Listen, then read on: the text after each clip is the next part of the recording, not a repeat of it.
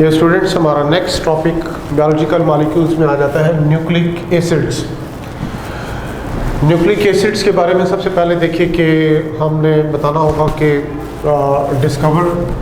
इसकी डिस्कवरी के बारे में हमें पता हो कि डिस्कवरी किसने की थी।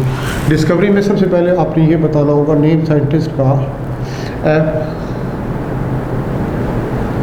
मास्टर नामी साइंटिस्ट 1869। ये नेम है साइंटिस्ट का फ्रेडरिक मास्टर नाम साइंटिस्ट का 1869।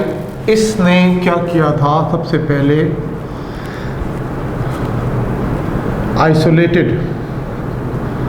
आइसोलेटेड मटेरियल, इसने मटेरियल क्या किया था, आइसोलेट किया था ये फ्रॉम पस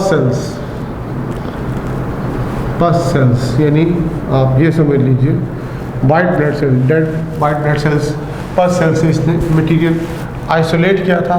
and this isolated material was named nuclein. इसको शुरू में नाम जो दिया गया था that was nuclein. Later on nuclein नाम क्यों रखा गया था, सेल के न्यूक्लियस से चूंकि मटेरियल आइसोलेट हुआ था। लेटर ऑन जब इसकी केमिकल नेचर को स्टडी किया गया तो पता चला कि क्या है, एसिडिक इन नेचर, ये एसिडिक इन नेचर है। तो लिहाजा फिर इसका नाम चेंज कर दिया गया, इसको नाम क्या दे दिया गया, न्यूक्लिक एसिड का नाम दे दिया गया, न्यूक्लिक एसिड। फिर ये क्यों कहा गया न्यूक्लिक एसिड, न्यूक्लिन की बेस पे न्यूक्लिन मटेरियल कहाँ से हासिल किया गया था, from the nucleus of this पस सेल्स यानी वाइट ब्लड सेल्स। तो इस वजह से न्यूक्लिन और एसिडिक नेचर की वजह से इसका नाम न्यूक्लिक एसिड रखा गया। लेटर ऑन हमें पता चला कि इसकी 2 टाइप्स हैं, और 2 टाइप्स कौन कौन सी होती हैं। Number 1 DNA, number 2 RNA। DNA RNA, DNA किसके लिए होगा, डीऑक्सी राइबो न्यूक्लिक एसिड, और RNA क्या होगा, राइबो न्यूक्लिक एसिड। तो इस तरह से 2 टाइप्स ऑफ न्यूक्लिक एसिड जो है दे वर डिस्कवर्ड, इस तरह से ये डिस्कवर हुए। अब जहाँ तक इनकी अक्रेंस का ताल्लुक है, सबसे पहले आपको DNA के बारे में मालूम हो कि ये DNA जो है ये प्रेजेंट कहाँ पे होगा। DNA is present in the nucleus. सबसे पहले देखिए कि न्यूक्लियस में होता है, फिर न्यूक्लियस के बाद फर्दर स्पेसिफाई करते हो तो ये किस में होता है, इन क्रोमोसोम। ये किस में पाया जाता है, क्रोमोसोम में पाया जाता है, ठीक है। यानी मेन किस में है, न्यूक्लियस में, और न्यूक्लियस के बाद फर्दर स्पेसिफाई करोगे इन क्रोमोसोम। इसके अलावा आपने DNA के बारे में स्टडी किया हुआ है, ये माइटोकॉन्ड्रिया एंड इसी तरह से क्लोरोप्लास्ट, इसी तरह से क्या आएगा, क्लोरोप्लास्ट। यानी mitochondria have their own DNA, chloroplast having its own DNA, यानी इनमें भी क्या पाया जाता है, DNA। सो अक्रेंस के हिसाब से आपको मालूम हो where the DNA is found. इसी तरह से आप देखें RNA की बात करेंगे कि RNA where RNA is found, इसकी सिंथेसिस कहाँ पे होती है, ये आपको मालूम हो। सिंथेसिस जो होती है यूकैरियोटिक सेल्स में इन द न्यूक्लियस, फिर न्यूक्लियस से किस में आ जाते हैं, इन दी साइटोप्लाज्म। तो साइटोप्लाज्म में आपने ये बताना होगा इन दी साइटोसोल और cytoplasm, soluble part of the cytoplasm is called cytosol. Cytoplasm में कहाँ होगा, इन दी साइटोसोल होगा। इसके अलावा फिर आप क्या देखते हैं, RNA इसकी डिफरेंट टाइप्स होती हैं, वो भी आपको क्लियर होना चाहिए कि जैसे मिसाल के तौर पर RNA है that is exclusively part of what, ribosomes. ये फिर किसका पार्ट होगा, राइबोसोम्स का पार्ट होगा। इस तरह से ये भी आपको पता हो कि RNA और कहाँ पे प्रेजेंट है। फिर इसी तरह से जब हम फर्दर जाएं, माइटोकॉन्ड्रिया की बात करें या क्लोरोप्लास्ट की बात करें, आपको पहले बताया गया कि दे आर सेल्फ रेप्लिकेटिंग होते हैं। तो सेल्फ रेप्लिकेशन में ऑब्वियसली जब ये अपनी डबलिंग करते हैं तो अपनी प्रोटीन्स भी बनाते हैं, यानी इसमें ट्रांसलेशन प्रोसेस भी होता है। तो लिहाजा हम भी कह सकते हैं RNA इज़ आल्सो प्रेजेंट ये किस में होता है, in the mitochondria as well as in chloroplast, और वहाँ पे भी उसके राइबोसोम्स होते हैं 70s पार्टिकल्स, उनमें भी क्या है ये आरएनए प्रेजेंट होता है। तो लिहाजा आपको इसकी लोकेशन के बारे में क्लियर होना चाहिए कि where the DNA is found in cells, where the RNA is found in the cells, ये हमें क्लियर होना चाहिए। तो इसके बाद हमने नेक्स्ट इसका देखेंगे क्या चीज़, हम आएंगे इसकी कंपोजिशन की तरफ। हम बताएंगे कि इसकी केमिकल कंपोजिशन क्या है और केमिकल कंपोजिशन के हिसाब से उसकी स्ट्रक्चरल ऑर्गेनाइजेशन क्या होती है। पॉलीमर्स होते हैं किस चीज़ के, न्यूक्लियोटाइड्स के। पॉलीमर्स किस किस्म के होते हैं, ये अनब्रांच्ड होते हैं। डिपेंड करता है कि आप प्रोकैरियोट्स की बात करते हैं या यूकैरियोट्स, लीनियर डीएनए हो या फिर सर्कुलर डीएनए हो, अनब्रांच्ड होते हैं ये क्या चीज़, पॉलीमर्स ऑफ न्यूक्लियोटाइड्स।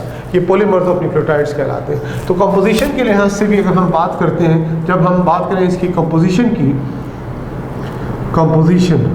तो कंपोजिशन के लिहाज से आपको पता हो कि ये किस पर मुश्तमिल होते हैं, अपने यूनिट्स पे, और यूनिट्स इसके क्या कहलाते हैं, न्यूक्लियोटाइड्स।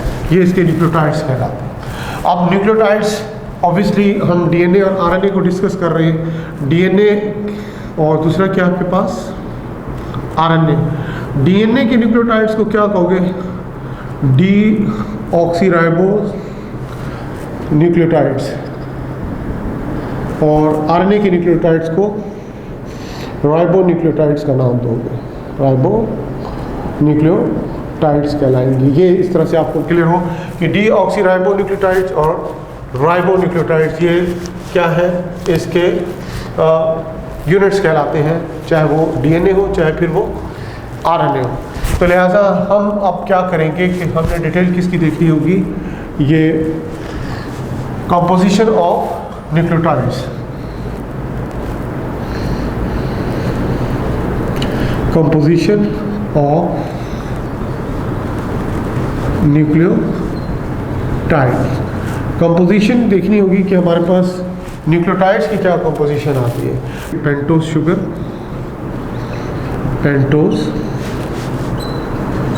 शुगर, ये पहला कंपोनेंट इसमें आ जाएगा। फिर उसके बाद आपने पेंटोस शुगर की, क्योंकि आप डीएनए और आरएनए को एज ओवरऑल न्यूक्लियोटाइड्स के हवाले से देख रहे हैं, ये आपको मालूम हो कि पेंटोस शुगर जो होगी कौन कौन सी होगी, एक इसमें होगी राइबोस, और दूसरी इसमें कौन सी होगी,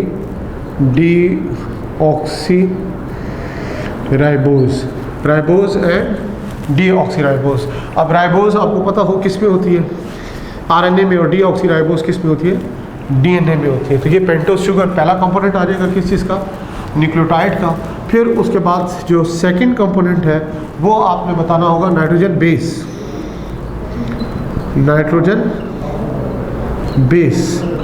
बेस के बारे में आपको मालूम हो कि नाइट्रोजन बेस जो है इसको भी आप टू कैटेगरीज में आप डिवाइड करते हो, टू टाइप्स उसकी होती है। पहली कौन सी आ जाएगी इसमें, पायरिमिडीन, और सेकंड इसमें आ जाती है प्यूरिन्स, पायरिमिडीन एंड प्यूरिन्स। इनमें बेसिक डिफरेंस क्या होता है ये भी हम इसको थोड़ा सा देखेंगे, क्योंकि एमसीक्यूज पॉइंट ऑफ व्यू से कुछ क्वेश्चन इस किस्म के आते हैं कि सम टाइम स्ट्रक्चर दिए होते हैं, आपको पूछा जाता है कि आइडेंटिफाई करना होता है कि इसमें प्यूरिन कौन सा है और पायरिमिडीन कौन से है, या फिर स्पेसिफिकली कौन सा नाइट्रोजन बेस इसमें पूछा क्या आपको, ये आपको क्लियर होना चाहिए। अब प्यूरिन्स का जहाँ तक ताल्लुक है तो इसमें आ जाएगा साइटोसिन, थायामीन एंड यूरासिल। और इसी तरह से जब प्यूरिन्स की बात करेंगे तो इसमें आएगा आपके पास एडेनिन एंड गवानीन, ये इसके क्या कहलाएंगे, प्यूरिन्स। तो एक जो चीज़ बेसिक याद करने वाली वो ये है कि इसमें आपको क्लियर हो कि पायरिमिडीन जो होती है ये क्या होते हैं, सिंगल रिंग स्ट्रक्चर होती है, जबकि प्यूरिन जो होती है ये डबल रिंग स्ट्रक्चर होती है। ये भी इनमें बेसिक डिफरेंस आ जाता है। फिर तीसरा कंपोनेंट इसमें आ जाता है थर्ड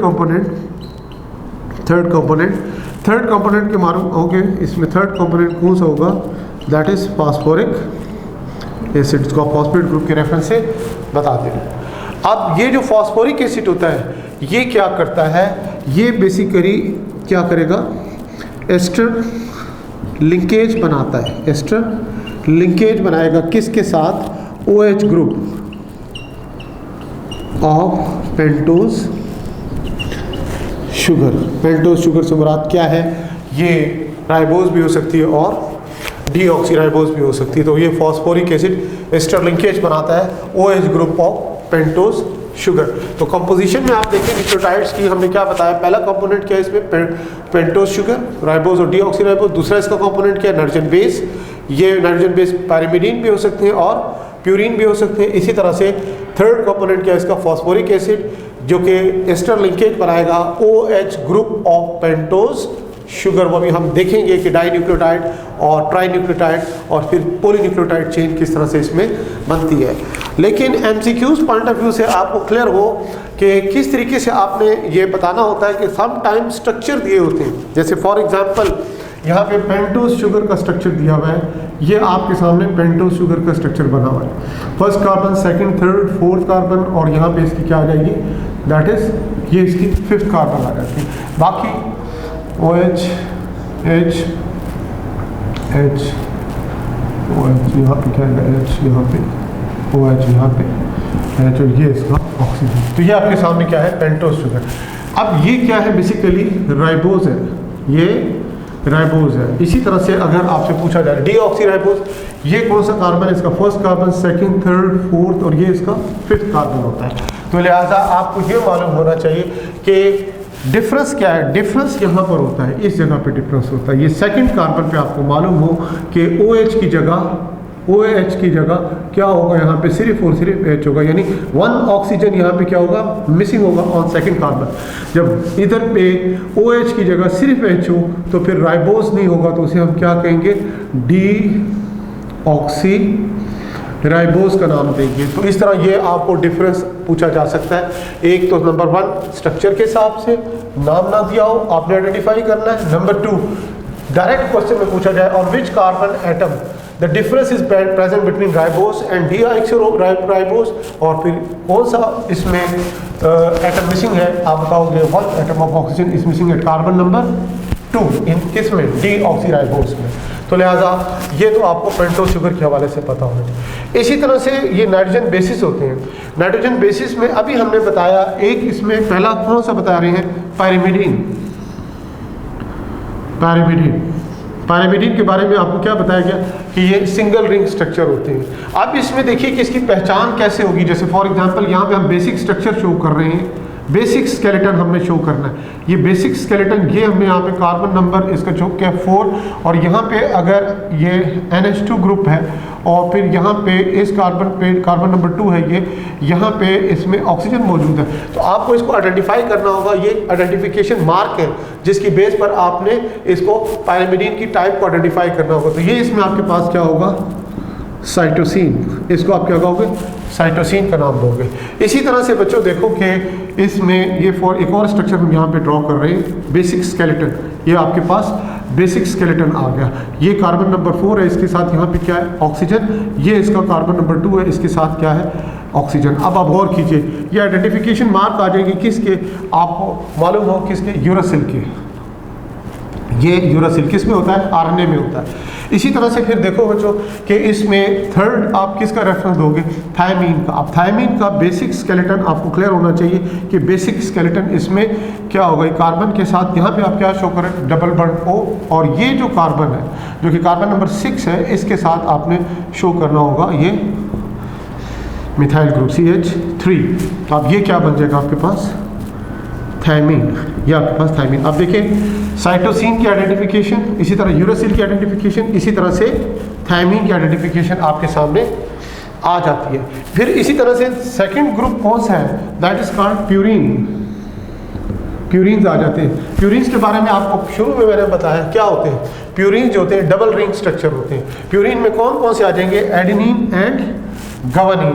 अब मिसाल के तौर पर हम इसका बेसिक स्केलेटन शो कर रहे हैं। ये आपके सामने इसका क्या है, बेसिक स्केलेटन है। आपको ये बेसिक स्केलेटन आपके पास आ रहा है किस चीज़ का, दैट इज ऑफ एडेनिन। ये किसका, एडेनिन का। तो अब इसकी आइडेंटिफिकेशन मार्क यहाँ पे, ये कार्बन नंबर 6 है यहाँ पे, तो यहाँ पे क्या शो करोगे, यहाँ पे आपको आ जाएगा NH2। ये इसकी पहचान होगी। 6 कार्बन पे यहाँ पे क्या प्रेजेंट है, दैट इज NH2 ग्रुप इसमें प्रेजेंट होता है। ये किसकी पहचान होगी, this is the identification of adenine. ये एडेनिन के लिए आपने याद रखना है। इसी तरह से फिर आप किसकी नेक्स्ट किसका बताओगे, गवानीन के बारे में। गवानीन पे आपको मालूम हो कि ये भी डबल रिंग स्ट्रक्चर है, ये इसका आपके सामने डबल रिंग स्ट्रक्चर आ गया।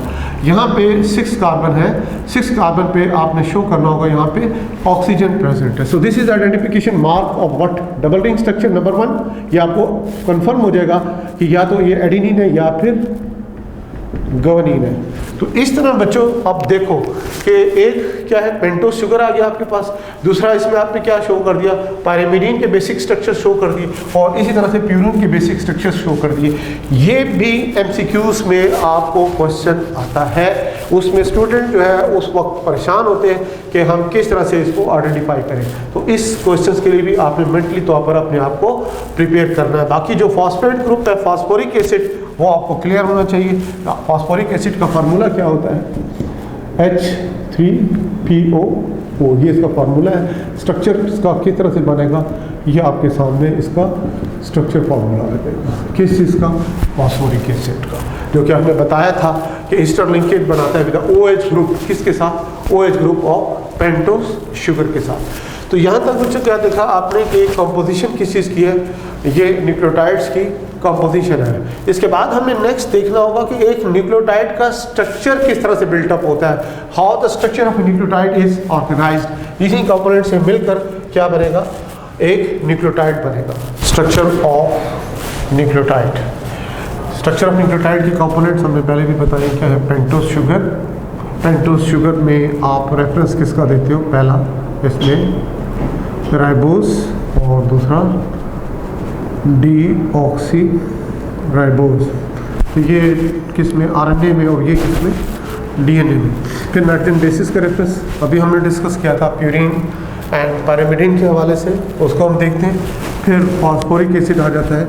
ये 3 मेजर कंपोनेंट्स होते हैं किसके, स्ट्रक्चर ऑफ न्यूक्लियोटाइड। इससे भी आपके एमसीक्यूज बनते हैं कि कंपोनेंट्स के नाम दिए होते हैं, समटाइम एक मिसिंग होता है या फिर नाम चेंज करके दे दिया जाता है। तो आपको मालूम हो कि what are the major components of nucleotide.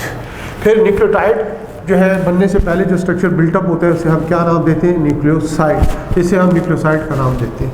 अब न्यूक्लियोसाइड जो है इसमें इसके कंपोनेंट्स क्या होंगे, पेंटोस शुगर, वही बात, या तो आरएनए होगा तो इसमें क्या होगी, राइबोस होगी, राइबोस फॉर आरएनए। इसी तरह से डीऑक्सी राइबोस होगी, दैट इज फॉर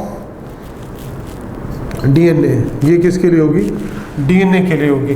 तो ये पेंटोस शुगर के बारे में आपको मालूम हो कि पेंटोस शुगर इसमें कौन सी, और बेस, नाइट्रोजन बेसिस आ जाएंगे। नाइट्रोजन बेसिस का जहाँ तक ताल्लुक है वो आपको क्लियर होना चाहिए कि नाइट्रोजन बेसिस में आपको सिर्फ और सिर्फ एक का पता हो कि डीएनए में हम बताते हैं क्या होता है, थायमीन, और जबकि इस थायमीन की जगह आरएनए में क्या होता है, यूरासिल होता है। तो ये इसमें बेसिक डिफरेंस है, बाकी बेसिस जो होते हैं वो सेम होते हैं, लिहाजा ये भी आपको क्लियर होना चाहिए। अब रही बात कि किस तरह से ये न्यूक्लियोसाइड बनेगा, उसके बारे में हमें नॉलेज होना चाहिए। जैसे फॉर एग्जांपल यहाँ पे हम आरएनए की बात करते हैं, आरएनए, इसमें पेंटोस शुगर, ये फॉर एग्जांपल आपके पास क्या है, पेंटोस शुगर है, फर्स्ट कार्बन है, सेकंड, थर्ड, फोर्थ, और यहाँ पे इसका क्या आ जाएगा, ये 5th कार्बन आ जाता है इस तरह से। तो पर इसमें याद रखना है बच्चों कि फर्स्ट कार्बन जो होगा इसके साथ क्या होगा, नाइट्रोजन बेस होगा, क्योंकि अभी हमने बताया कि पेंटोस शुगर और बेस मिलेंगे तो क्या बनेगा, न्यूक्लियोसाइड बनेगा। तो फर्स्ट कार्बन के साथ हमें क्या शो करना होता है, यहाँ पे ये नाइट्रोजन बेस। फॉर एग्जांपल यहाँ पे हम शो कर रहे हैं एक नाइट्रोजन बेस, ये आपके पास नाइट्रोजन बेस आ गया। ये फॉर एग्जांपल कौन सा नाइट्रोजन बेस हम यहाँ पे शो कर रहे हैं, आप इसको आइडेंटिफाई करेंगे। अभी हमने इनकी कुछ आइडेंटिफिकेशन मार्क शो किए थे। डबल रिंग स्ट्रक्चर, तो आपको क्या आइडेंटिफाई होगा, पैरामिडीन है या फिर प्यूरिन है, जाहिर बात है डबल रिंग स्ट्रक्चर है तो फिर ये क्या होगा, ये आपको मालूम हो कि ये है क्या चीज़, प्यूरिन है। फिर उसके बाद इसमें प्यूरिन में आइडेंटिफिकेशन यहाँ पे मार्क आपको शो किया गया है कि किस चीज़ को रिप्रेजेंट करेगा, एडेनिन को। यहाँ पे इसका कौन सा आइटम होगा, नाइट्रोजन। तो nitrogen of the nitrogen base, और ये यहाँ पे कार्बन नंबर 1, कार्बन नंबर 1 पे यहाँ पे हमेशा क्या होगा, नाइट्रोजन बेस होगा। ये इसकी अटैचमेंट यहाँ पर होगी इस तरह से। और ये जो 5th कार्बन है यहाँ पे अटैचमेंट, ये अभी हम इसके बाद बताएंगे। लेकिन यहाँ पर आपके पास अभी क्या है, पेंटोज शुगर और nitrogen base. Nitrogen base for example यहाँ पे क्या है, एडेनिन है, और ये आपके पास पेंटोज शुगर यहाँ पे आ गई आरएनए के हिसाब से राइबोज। तो ये क्या बन गया, ये नाइट्रोजन बेस और ये पेंटोज शुगर, इन दोनों के मिलने से क्या बनेगा, न्यूक्लियोसाइड। किस चीज़ का, आरएनए का। तो इसको नाम क्या देंगे, इसको नाम देंगे एडिनोसिन। ये क्या कहलाएगा, एडिनोसिन कहलाएगा, ये इसका न्यूक्लियोसाइड बन जाएगा। इसी तरह से अगर ये नाइट्रोजन बेस जो है यहाँ पे पेंटोज शुगर है, फॉर एग्जांपल अभी हम इसको इस तरह से एब्रीवेट कर सकते हैं, जैसे for example S for sugar plus A for adenine give rise what, adenosine. इसी तरह से देखिए S फॉर शुगर प्लस उसके साथ हम शो करेंगे, क्या चीज़ शो करेंगे, G गवानीन। गवानीन क्या है, नाइट्रोजन बेस है, तो ये क्या बन जाएगा, इसको नाम क्या दोगे, ग्वानोसिन। ये ग्वानोसिन कहलाएगा। इसी तरह S फॉर क्या है, शुगर, और इसी तरह से फिर यहाँ पे हम शो कर देते हैं C cytosine. Sugar, pentose sugar, कौन सी, ये राइबोज शुगर। इससे क्या बन जाएगा, ये आप देखें साइटिडीन, ये साइटिडीन बन जाएगा। इसी तरह S फॉर शुगर प्लस उसके साथ क्या आएगा, यूरोसिल, क्योंकि आप किसकी बात कर रहे हो, आरएनए की बात कर रहे हो, तो इससे क्या बन जाएगा, यूरेडिन। यूरेडिन। अब ये सारे के सारे क्या है, ऑल दीज आर व्हाट, ये सब के सब क्या है, यहाँ पर आपके पास न्यूक्लियोसाइड्स आ गए, किस चीज़ के, आरएनए के। इसी तरह से अगर हम डीएनए की बात करते हैं तो डीएनए में भी सेम इसी तरह से न्यूक्लियोसाइड्स होंगे। फ़र्क सिर्फ ये होगा कि जो पेंटोज शुगर है कौन सी यूज़ करनी है आपने, यहाँ पे आपको मालूम हो कि यहाँ पे ये हम इसको इस तरह क्लैरिफाई कर देते हैं, OH होगा तो ये क्या होगा, ये आरएनए के लिए, और अगर यहाँ पे H होगा तो ये किसके लिए होगा, दैट इज़ फॉर डीएनए। यानी एक ऑक्सीजन यहाँ पे मिसिंग होगा तो ये किसके लिए यूज़ होगा, दैट इज़ फॉर डीएनए के लिए यूज़ होगा। अब बाकी इसमें क्या डिफरेंस होगा, सिर्फ और सिर्फ यूरोसिल की जगह यहाँ पर क्या आ जाएगा, थायमीन आ जाएगा। जैसे फॉर एग्जांपल यहाँ पे हम शो करते हैं S for what, sugar, and A for what, adenine. तो इससे क्या बनेगा, इससे बनेगा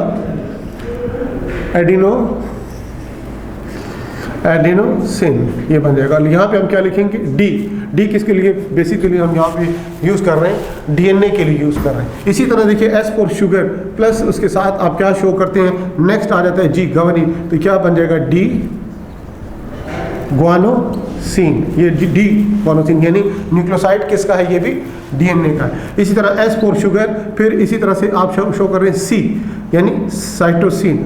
अब ये क्या बन जाएगा, डी साइटिडीन, इसको आप क्या कहोगे, डी साइटिडीन। इसी तरह से शुगर प्लस नेक्स्ट क्या आ जाएगा इसमें, टी थायमीन। तो अब ये क्या बन जाएगा, डी थायमिडीन, ये थी डी थायमिडीन बन जाएगा। ये किसकी न्यूक्लियोसाइड्स हैं, these are the nucleosides of what, DNA. ये डीएनए के न्यूक्लियोसाइड्स हो जाते हैं। तो अब आपको पोजीशन भी क्लियर होनी चाहिए कि फर्स्ट कार्बन के साथ हमेशा क्या आएगा, नाइट्रोजन बेस हो, चाहे वो आरएनए हो चाहे वो डीएनए हो, कोई भी न्यूक्लियोटाइड हो। फिर इसके बाद आपने नेक्स्ट किसका बताना है, क्योंकि हम किसको डिस्कस कर रहे हैं, न्यूक्लियोटाइड को। कंपोनेंट हमने इसके आपको पहले बताए हैं, नाइट्रोजन बेस और पेंटोज शुगर, और थर्ड कंपोनेंट इसमें क्या होगा, फॉस्फोरिक एसिड। तो लिहाजा अब क्या होगा, जैसे फॉर एग्जांपल यहाँ पे देखिए ये एडिनोसिन है, यहाँ पे हम दिखते हैं न्यूक्लियोसाइड।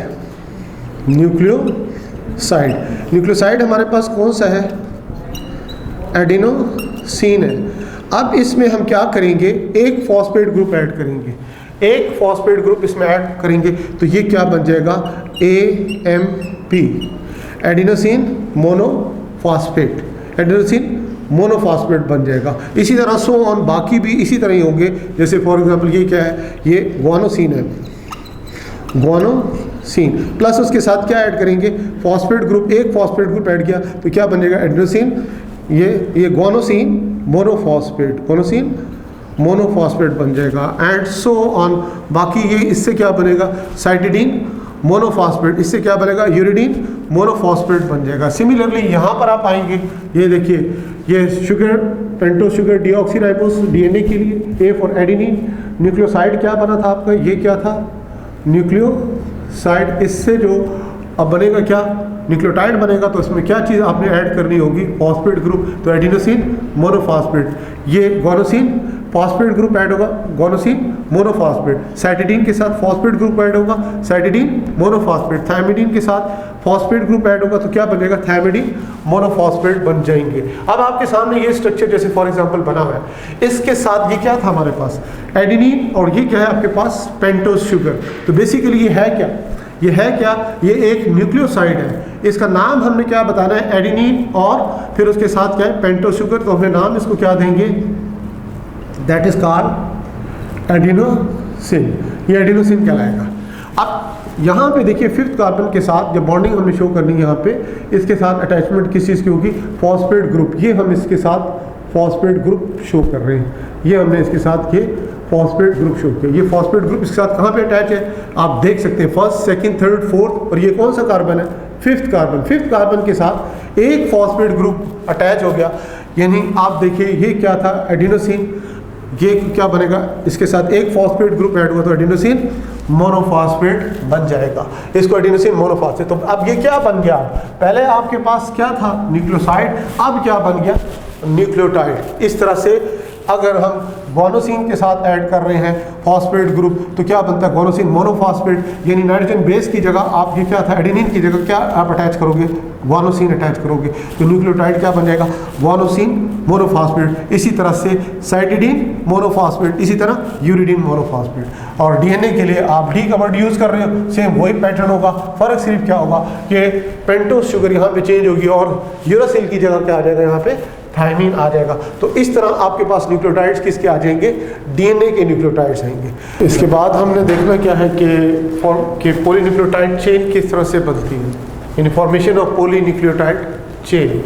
यहाँ पे आपको देख सकते हैं, पॉली मीन्स मैनी, न्यूक्लियोटाइड आपको बताया था यूनिट्स होते हैं किस इसके, न्यूक्लिक एसिड, चाहे वो डीएनए हो या फिर आरएनए हो, ये इसके क्या कहलाते हैं, ये यूनिट्स कहलाते हैं। तो अब हमें सिस्टमेटिकली चलना होगा और हमें देखना होगा कि ये इसमें पॉलीन्यूक्लियोटाइड चेन कैसे, पहले डाई न्यूक्लियोटाइड किस तरह से बनेंगे एंड सो ऑन, उससे ट्राई न्यूक्लियोटाइड कैसे बनते हैं एंड सो, उसके बाद पॉलीन्यूक्लियोटाइड चेन किस तरह से बन सकती है। इसमें एक अहम चीज़ जो आपने याद रखनी है कि इसमें जो न्यूक्लियोटाइड्स हैं,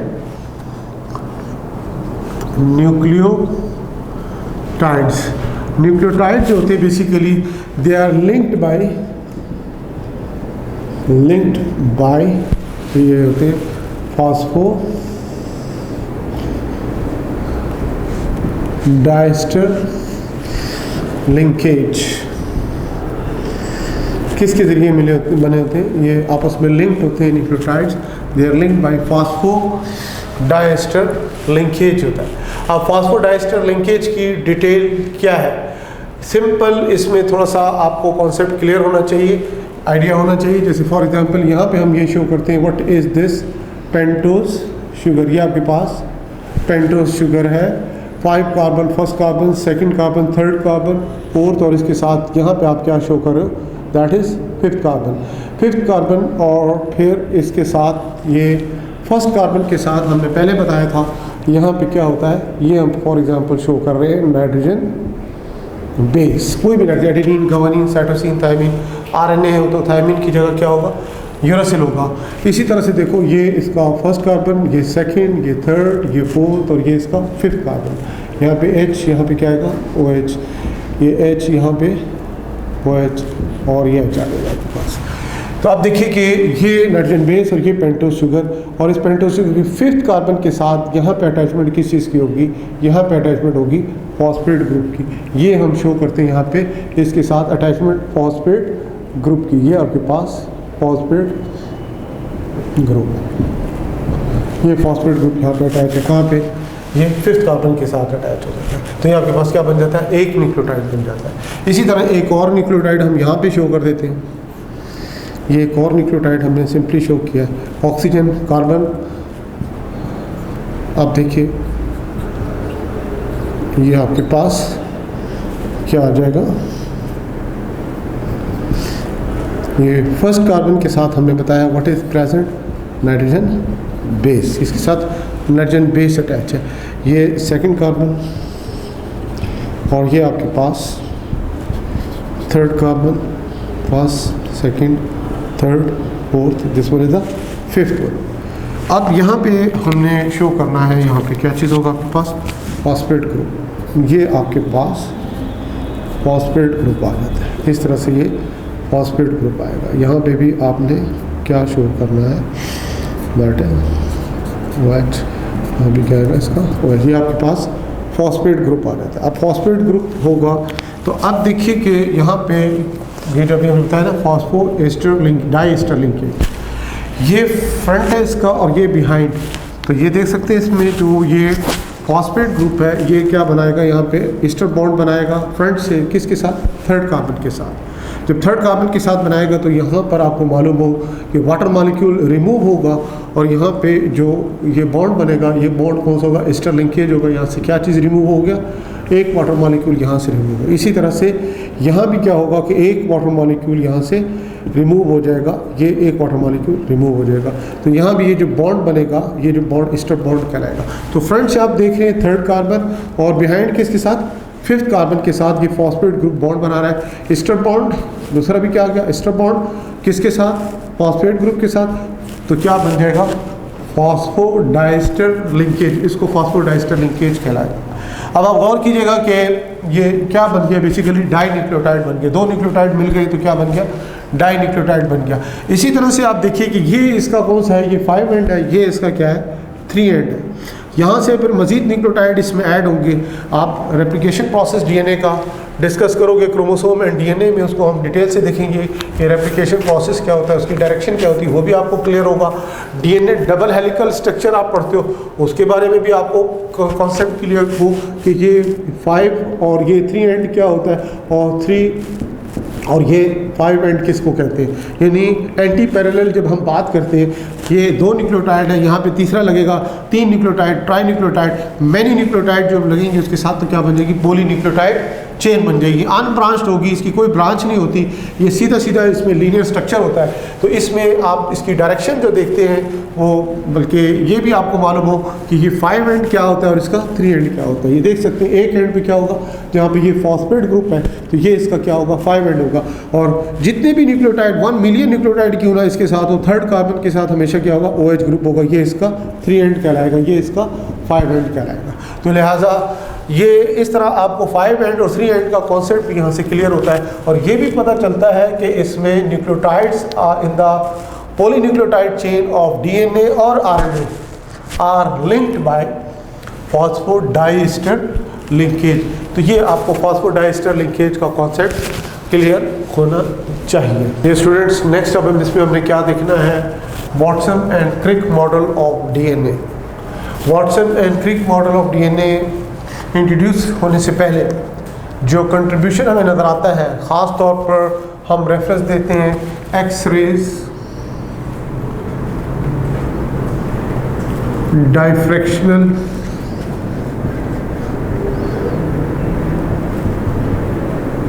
technique,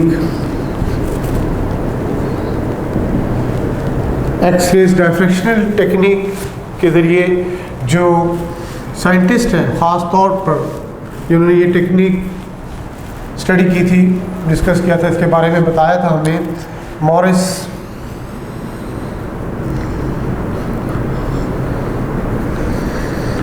Wilkin and रोजलैंड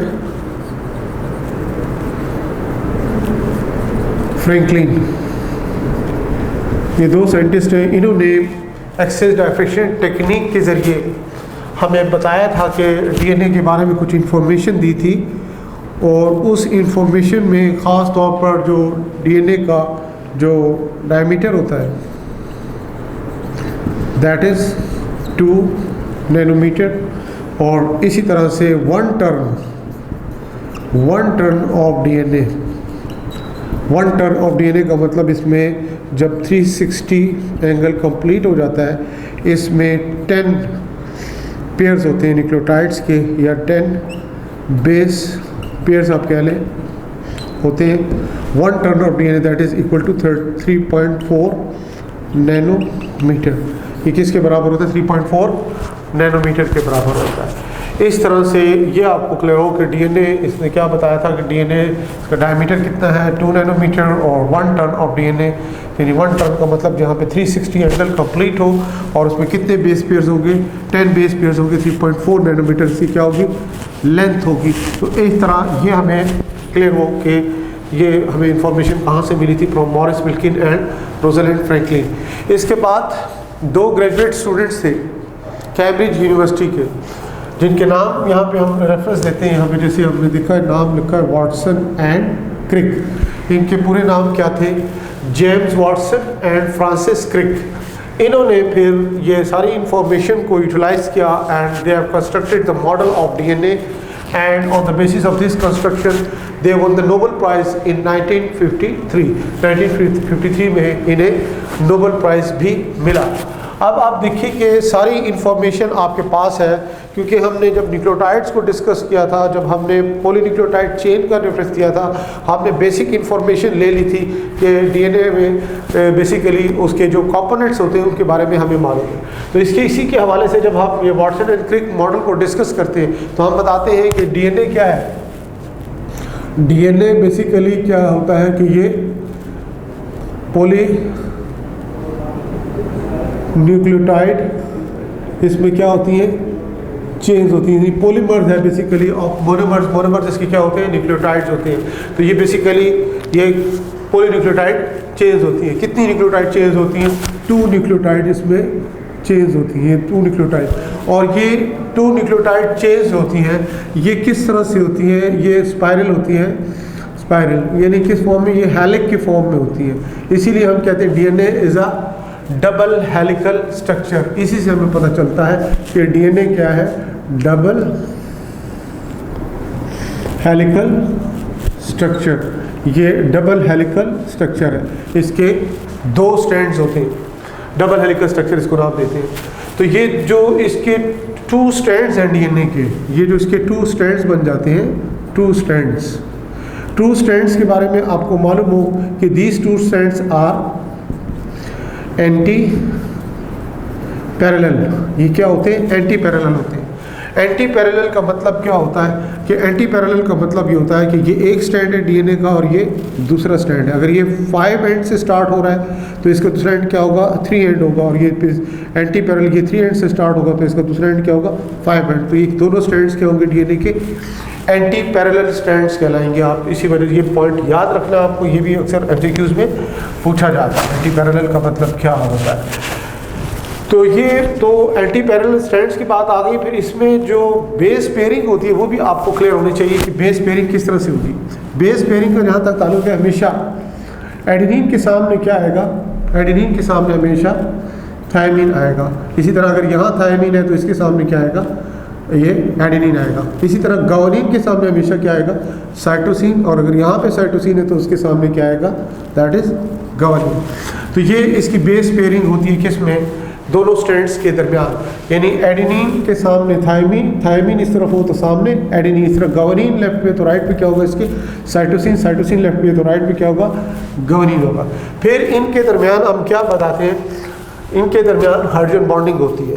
hydrogen bonding का जहाँ तक ताल्लुक है तो आपको क्लियर होना चाहिए कि there is always double hydrogen bond present between adenine and thymine. और इसमें भी आपने क्या बताना होता है, double hydrogen bond present between thymine and adenine. इसी तरह से ग्वानिन और साइटोसिन के दरमियान हमेशा क्या होगा, ट्रिपल हाइड्रोजन बॉन्ड होगा। ये क्या होगा, इनके दरमियान ट्रिपल हाइड्रोजन बॉन्ड होगा। इस तरह से आपको क्लियर हो, ये इसमें ट्रिपल हाइड्रोजन बॉन्ड होगा। अब ये भी इसका की पॉइंट है कि आपको ये भी क्लियर हो जाता है कि इसमें क्या इसमें बेस पेयरिंग है, और ये भी आपसे एमसीक्यूज में फिर क्वेश्चन पूछा जाता है।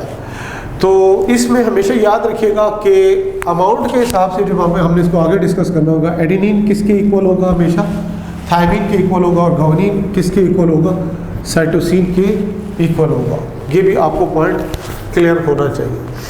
तो अब आप देखें इसमें मज़ीद आगे, these 2 strands are held together by hydrogen bonding, ये पॉइंट आपको क्लियर हो गया। फिर उसके बाद देखें कि ये जो 2 हेलिक्स को जब आप इसका एनालिसिस फर्दर करते हो, जैसे हमने इसका डायमीटर बताया कितना है, 2 नैनोमीटर डायमीटर, और इसी तरह से 10 बेस पेयर्स की बात की गई है। तो इसको हम सिंपली यहाँ पे एक डायग्राम के जरिए शो कर देते हैं। ये मिसाल के तौर पर ये डीएनए का आपके पास एक हेलिक्स है। ये इसका आप यहाँ पे दूसरा हेलिक्स यूँ शो करते हैं। तो 2 हेलिक्स ऑफ द डीएनए आ गया। यहाँ पे इसका डायमीटर कितना आएगा, दैट इज 2 नैनोमीटर। ये इसके हम क्या शो कर रहे हैं, दीज आर व्हाट, न्यूक्लियोटाइड्स। ये इसके न्यूक्लियोटाइड्स हैं, दीज आर व्हाट, न्यूक्लियोटाइड्स। ये इसके यहाँ पे हम न्यूक्लियोटाइड शो। बाकी उसी तरह से उसके दरमियान क्या होगी, बॉन्डिंग होगी। एडेनिन है तो फिर यहाँ पे क्या होगा, थायमिन, साइटोसिन है तो यहाँ पे ग्वानिन, यहाँ पे थायमिन है तो यहाँ पे एडेनिन, यहाँ पे ग्वानिन है तो यहाँ पे साइटो एंड सो ऑन। उसी तरह से उसमें बॉन्डिंग हम शो करते हैं। तो ये इस तरह से ये पूरा डबल हेलिक्स का स्ट्रक्चर आ जाता है। अब इसमें देखिए 1 2 3 4 5 6 7 8 9 10, यहाँ से हम कहेंगे कि ये 1 टन ऑफ डीएनए कहलाता है। ये इस तरह से 1 टन ऑफ डीएनए कहलाएगा। 1 टन में इसकी लेंथ कितनी होगी, 3.4 नैनोमीटर। ये इसकी क्या होगी, आपके सामने लेंथ होगी। इसी तरह से देखिए कि जो इसमें फिर कोई से 2 ले लें, यानी ये 2 ले लें या कोई से ये 2 ले लें, इनके दरमियान जो डिस्टेंस होगा, ये 2 के दरमियान डिस्टेंस होगा कितना होगा, 0.34 नैनोमीटर। ये इसके दरमियान फिर क्या होगा, इनके दरमियान 2 के दरमियान ये डिस्टेंस होता है। इसमें बेसिकली जो आपस में ये इसमें गैप आता है न्यूक्लियोटाइड्स के दरमियान, आप कह सकते हैं एक ख़ास किस्म का फोबिक इंटरेक्शन होता है, इसको आप हाइपरफोबिक इंटरेक्शन कहते हैं, जिसकी वजह से ये इसकी पोजीशन यहाँ पे बनती है। फिर इसी तरह से देखिए कि मज़ीद इसमें आप जब वाटसन एंड क्रिक मॉडल की बात करते हैं तो इसमें आपको ये भी मालूम होना चाहिए कि ये फॉस्फेट ग्रुप हो गया, ठीक है जी, ये इसकी शुगर हो गई, और ये इसके साथ फिर क्या होता है, नाइट्रोजन बेस होता है। ये फॉस्फेट शुगर, और ये क्या है, इसका नाइट्रोजन बेस होता है। इसी तरह से दूसरी तरफ देखिएगा कि इसमें बिल्कुल उसी तरह से ये शुगर आ गया, इसी तरह से इसके साथ ये इसका फॉस्फेट ग्रुप, और फिर यहाँ पे क्या आ जाता है, इसका नाइट्रोजन बेस आ जाता है, ये इसका नाइट्रोजन बेस आ जाता है। ओके, इनके दरमियान हमने क्या बताया कि बॉन्डिंग होती है, यानी अगर यहाँ पे नाइट्रोजन बेस, यहाँ पे फॉर एग्जांपल एडेनिन या ग्वानिन, साइटोसिन वगैरह है, तो इन एडेनिन के सामने क्या आएगा, थायमिन, तो इनके दरमियान डबल हाइड्रोजन बॉन्ड होगा। इस तरह ये फॉर एग्जांपल यहाँ पे हम शो करते हैं एडेनिन, यहाँ पे हम शो क्या कर रहे हैं, थायमिन। इसी तरह से ये देखिए कि फिर हमारे पास क्या है, ये फॉस्फेट है, ये हमारे पास क्या है, शुगर है, इसके साथ यहाँ पे नाइट्रोजन बेस हम शो कर रहे हैं, ग्वानिन। इसी तरह से ये हमारे पास क्या है, शुगर, फिर उसके साथ ये आ गया आपका फॉस्फेट ग्रुप, और उसके साथ फिर यहाँ पे क्या शो करेंगे, नाइट्रोजन। ग्वानिन के सामने क्या होगा, हमेशा साइटोसिन, ये ट्रिपल बॉन्ड आ जाता है, एंड सो ऑन। ये सिलसिला यूँ नीचे की तरफ चलता है। फिर इसी तरह से आपको ये भी मालूम होगा, ये फॉस्फोडाइस्टर लिंकेज की बात करते हैं। फॉस्फोडाइस्टर लिंकेज किसके दरमियान, शुगर एंड फॉस्फेट। ये देख सकते हैं फॉस्फेट को फ्रंट से हमने बताया था कि इसके साथ 3rd कार्बन, और बिहाइंड के साथ 5th कार्बन के साथ ये बॉन्डिंग करता है। इस तरह से इसका लिंक बनता है। तो ये इसका यहाँ पे क्या है, फॉस्फेट ग्रुप है इस जगह पे, तो ये फॉस्फेट ग्रुप होगा, तो ये इसका क्या कहलाएगा, 5 एंड कहलाएगा, और दूसरा एंड इसका क्या कहलाएगा, 3। ये पेंटोज शुगर है, तो इसका यहाँ पे 3rd कार्बन पे क्या होगा, OH ग्रुप होगा, तो ये इसका 3 एंड कहलाएगा। दूसरा एंड क्या होगा, आखिर में आपको क्या मिलेगा, ये फॉस्फेट ग्रुप मिलेगा। इसमें जो मज़ीद आपको पॉइंट क्लियर होने चाहिए, तो ये बेसिकली ये शुगर एंड फॉस्फेट, यहाँ भी क्या है, शुगर एंड फॉस्फेट। इसमें ये आपको मालूम होना चाहिए कि ये यहाँ पे शुगर एंड फॉस्फेट है, ये इसका शुगर एंड फॉस्फेट या बैक पे चला जाता है। ये शुगर एंड फॉस्फेट है बेसिकली, ये इसे क्या कहलाते हैं, इनको आप कहते हैं अपराइट्स, दे आर कॉल्ड, ये अपराइट्स कहलाते हैं। इसको भी आप क्या कहोगे, ये इसके अपराइट्स कहलाते हैं। और बीच में जहाँ पे ये बेसिस आ जाते हैं, नाइट्रोजन बेसिस आ जाते हैं, इनके दरमियान double bond, double hydrogen bond, triple hydrogen bond, ये पार्ट जो होता है इसको आप क्या नाम देते हो, रंग्स का नाम, दे आर कॉल्ड रंग्स। ये आपके फिर क्या कहलाएंगे, इनको आप रंग्स का नाम देते हैं, दे आर कॉल्ड रंग्स। तो ये अपराइट्स आ जाते हैं, ये इसके रंग्स आ जाते हैं। तो ये इसकी बेसिकली क्या होती है, बैकबोन होती है, इसको बैकबोन भी कहते हैं। तो लिहाजा अब मार्जिन की तरफ हमेशा क्या होंगे, शुगर फॉस्फेट, और रंग्स की तरफ क्या होंगे, ये बेसिस होते हैं। तो इस तरह ये वाटसन एंड क्रिक मॉडल के जो डिफरेंट आप स्टेप्स आप देख रहे हो, ये भी आपको क्लियर होने चाहिए कि इसमें इसके डिफरेंट स्टेप्स क्या है। और इस तरह ये जो मॉडल कंस्ट्रक्ट किया गया था, इसको क्या नाम दिया गया था, Watson and Crick model of DNA. Ratio किसके दरमियान, रेशो बेसिकली हमने देखना है नाइट्रोजन बेसिस की, किस में, इन डीएनए में रेशो। इसके लिए रेफरेंस आप दोगे साइंटिस्ट का एरविन चोरगॉव।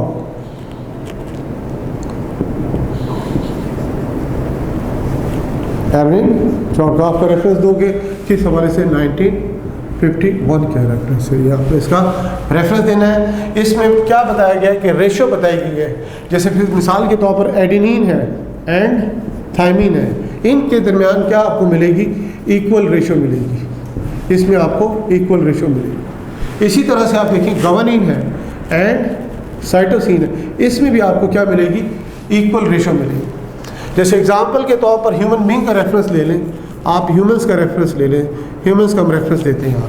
यहाँ पे हम लिख रहे हैं एडेनिन, यहाँ पे लिख रहे हैं हम गवानीन, यहाँ पे लिख रहे हैं साइटोसिन, यहाँ पे क्या लिख रहे हैं, थायमिन लिख रहे हैं। ओके, अब देखिए कि इसमें गौर करें कि यहाँ पे एडेनिन है, फॉर एग्जांपल आपके पास एडेनिन आपके पास 30.9% है, इसी तरह गवानीन जो है 19.9% है, थायमिन आपके साइटोसिन आपके पास कितना है, 19.8% है, इसी तरह से थायमिन आपके पास 29.4% है। ये देखें, अब आप गौर कीजिएगा, इसमें गौर करने वाली बात ये है कि ये आपके पास एडेनिन है, एडेनिन का कॉम्प्लीमेंट्री क्या होता है, थायमिन होता है, ये गौर कीजिएगा।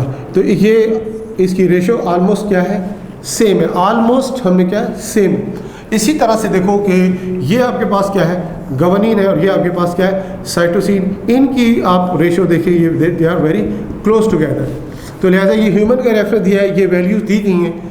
ये आपने जब पंजाब टेक्स्ट बुक बोर्ड उठाओगे तो उसमें बाकायदा टेबल की फॉर्म में ये चीज़ दी थी है, तो आपने क्रिटिकली देखना होगा। ज़रूरी नहीं है कि ह्यूमन बीइंग के हवाले से कोई फिगर दिया जाए, आप उसमें और भी एग्जांपल दी गई हैं, यानी उसमें आप देखेंगे आपको शीप की एग्जांपल मिलेगी, आपको ये वीट की एग्जांपल मिलेगी, इसी तरह से इसमें आपको यीस्ट की भी एग्जांपल मिलेगी। तो इनमें ये और दूसरे ऑर्गेनिज्म हैं जिसमें ये एडेनिन, गवानीन, साइटोसिन, थायमिन, इनकी रेशियोज दी गई हैं। तो लिहाजा इसको भी आपने critically MCQs point of view से देखना होगा। इसी तरह से इसमें एक और चीज़ आ जाती है, अमाउंट ऑफ डीएनए। बेसिकली यहाँ पे हम किस में लेंगे, इन पिकोग्राम। पिकोग्राम के बारे में आपको पता हो कि ये अमाउंट ऑफ डीएनए को, ये बहुत ही माइन्यूट अमाउंट में जो होती हैं, इनको हम छोटे यूनिट में यूज़ करते हैं, इसके लिए हम पिकोग्राम का वर्ड यूज़ करते हैं, इसके लिए यूनिट्स यूज़ किए जाते हैं। अब देखिए कि इसमें हमने एग्जांपल कोड करनी है। एग्जांपल इस तरह से कोड करेंगे कि ये जो अमाउंट ऑफ डीएनए है ये डिफरेंट होती है डिफरेंट स्पीशीज़ में, और ये इसका कुछ बेस होता है। हम कहते हैं किस पे बेस करता है, पहला जो बेस होता है, जैसे फॉर एग्जांपल हम कहते हैं नंबर ऑफ क्रोमोसोम पे डिपेंड करेगा। इसी तरह से ये भी देखा जाता है कि सोमेटिक सेल है या फिर जर्म सेल है, यानी रिप्रोडक्टिव सेल है। रिप्रोडक्टिव सेल से मुराद क्या है, यानी एग है या फिर स्पर्म है, उसके हिसाब से अमाउंट ऑफ डीएनए होता है। जैसे मिसाल के तौर पर यहाँ पे हम लिखते हैं टाइप ऑफ सेल्स, हमने लिखा है RBC, red blood cells. Red blood cell किस में, ये हम लिख रहे हैं किस में, चिकन में। ओके, और इसी तरह से कार्प बेसिकली क्या है, एक फिश है।